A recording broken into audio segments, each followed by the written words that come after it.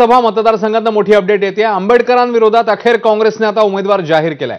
Doctor अभय पाटील यांना उमेदवारी जाहीर झाली आहे काँग्रेसकडून।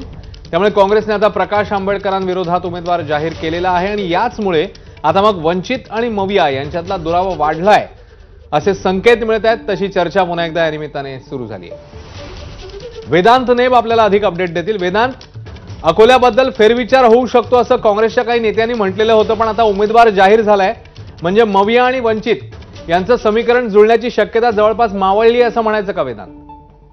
अश्विन, तशा प्रकारे शक्यता मावळली याचं कारण म्हणजे आपण बघतो अकोला लोकसभा मतदारसंघ, जिथे खरं तर ही अकोल्याचा जी जागा होती ती महाविकास आघाडीने अगदी शेवटपर्यंत वंचित बहुजन आघाडीसाठी म्हणजेच प्रकाश आंबेडकरांसाठी सोडली होती।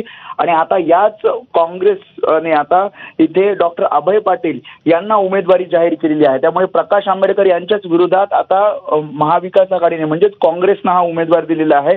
ज्या प्रकारे आपण बघितलं की वंचित बहुजन आघाडीसाठी 3 जागांचा, 4 जागांचा आणि 5 जागांचा प्रस्ताव ठेवण्यात आला होता।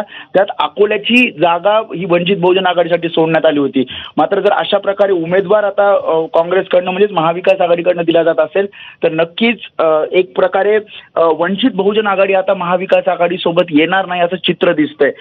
दुसरीकडे आपण बघतो काँग्रेसनं टप्प्याटप्प्यानं आपले उमेदवार जाहीर केले आहेत आणि यामध्ये अकोल्याची जागा ही शेवटपर्यंत सोडण्यात आली होती। मात्र आता ज्या प्रकारे आपण बघतोय उमेदवारी डॉक्टर अभय पाटील यांना जाहीर करण्यात आलेली आहे, त्यामुळे थेट प्रकाश आंबेडकर यांच्या विरोधात जेव्हा अशा प्रकारे उमेदवार उभे केले जात असतील तर नक्कीच आपण बघतोय प्रकाश आंबेडकरांनी एक प्रस्ताव काँग्रेस समोर ठेवला होता की आम्ही 7 जागांवर तुम्हाला पाठिंबा देऊ।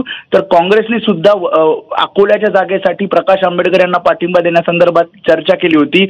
मात्र आता ज्या प्रकारे उमेदवारी जाहीर केलेली आहे आणि थेट प्रकाश आंबेडकर यांच्या विरोधात काँग्रेसने उमेदवार उभा केलाय, त्यामुळे नक्कीच वंचित बहुजन आघाडी महाविकास आघाडीमध्ये समावेश होणार का या चर्चेला कुठेतरी पूर्णविराम लागलेला दिसतोय। अश्विन, धन्यवाद वेदांत या सगळ्या सविस्तर माहितीबद्दल। आता बातमी महादेव